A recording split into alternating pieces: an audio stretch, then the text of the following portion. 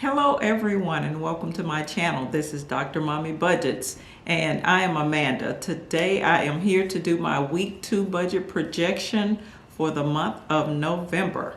So this is Friday, November the 11th, 2022. All right, so we're going to dive right into this budget projection. For those that are new to my channel, welcome. And for those that are not new, welcome back. Here on this channel, I talk about anything related to finances.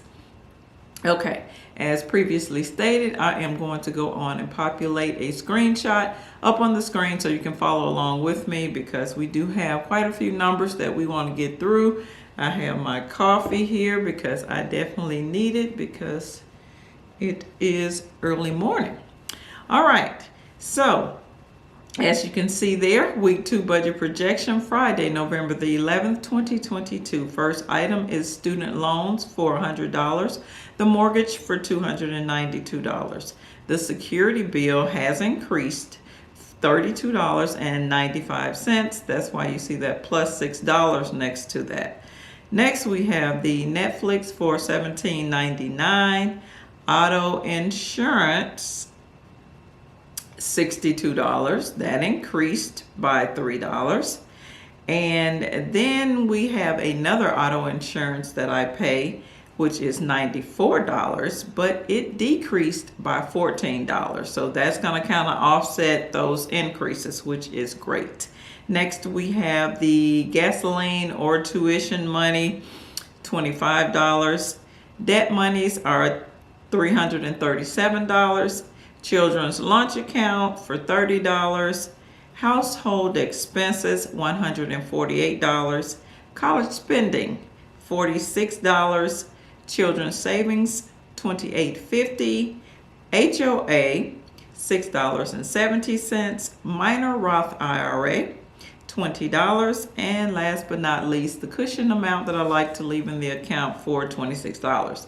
So the total for this week is $1,266.14. Now, I normally leave $13.68 in this account every single week so I can make sure that I satisfy any bills, debts, whatever they are. So with the total being less than the amount I leave in there, we're going to have to subtract. Let's do that. $1,368 minus $1,266.14 equals $101.86. That is the amount that I will be putting away in the bill savings account, but right here on paper. It's just because, as I previously stated, there is an overage of the amount I normally leave in the account. That's step 1. Step 2 is to go back up through the expenses, put a PA with a pink circle around any items that I did account for out of this week's pay, but I will not be paying this week. So you see all those items there. I'm not going to reiterate. Let's go down and we're going to get a total of that put away amount.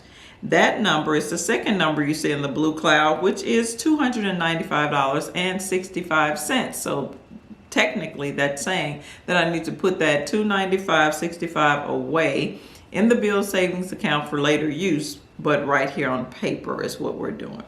All right, that's step 2. Step 3 is to go back through the expenses and put a purple triangle next to those items that I will be taking care of this week. I am not going to read through all of them, but I do want to focus in on the mortgage. So we are paying the mortgage this week. I typically pay my mortgage on the second Friday of the month, so that's what we're doing. As you can see, let's look at the mortgage line.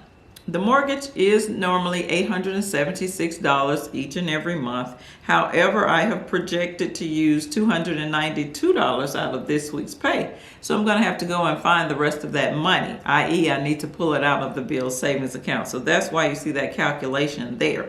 It's showing $876 minus $292 that I projected equals $584. As you can see, the note out beside that number indicates that I need to pull that money out of the bill savings account, but right here on paper.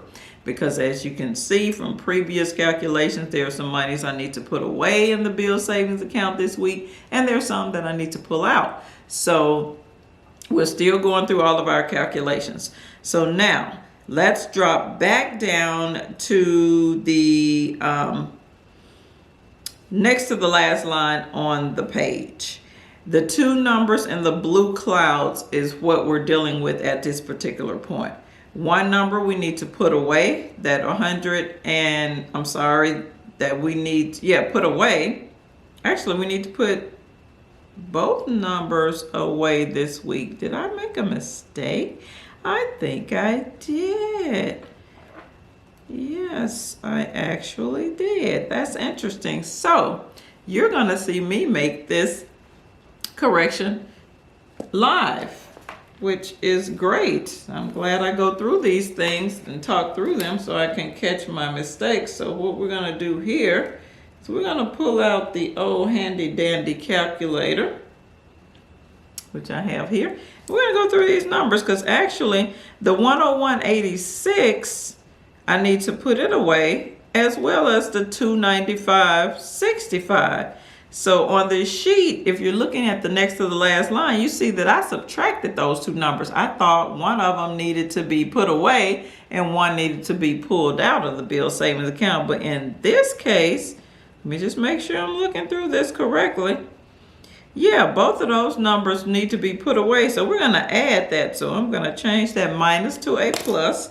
And we're going to go back through and do 295.65 plus the 101.86. That equals 397.51. So I will change that 193.79 to 397.51. And that is the total amount that I need to put away on paper, just due to our calculations. Now, remember what I need to do also. If we go back up to the top, remember I'm paying the mortgage. So I need to pull out $584 from the bill savings account. So now let's look at the very last line. We have the $584 that we need to pull out. However, we have that $397.51 that we need to put away. So I am going to strike out that $193.79 and replace it with $397.51. Okay, so let's calculate those two numbers.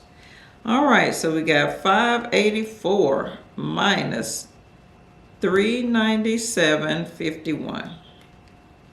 All right, the new total that we actually need to pull out of the bill savings account this week is going to be 186.49. Wow, that's a big difference.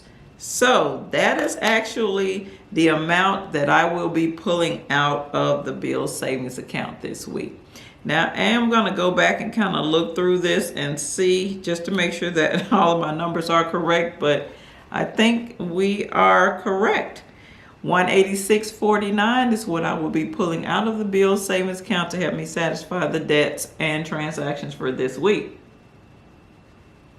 Now, if you look over there in the green really fast, I have a change in expenses.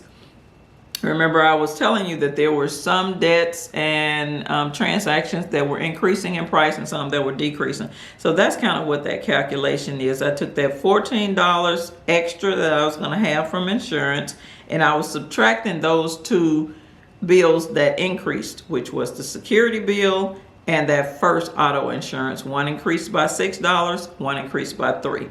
So that's what this is. So that's why you have the 14 minus 3 minus 6. Actually, it equals 11 minus 6 if we're doing these calculations, this equation in order. So from there, we have 14 minus 9 equals 5.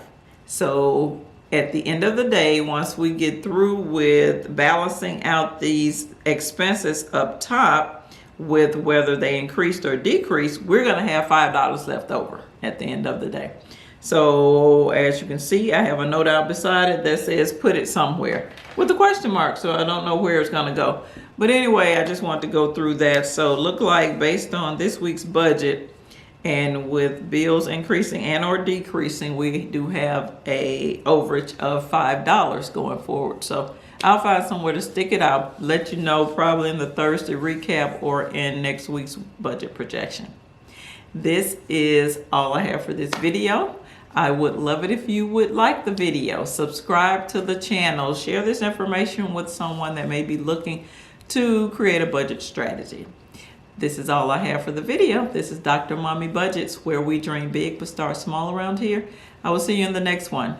Peace.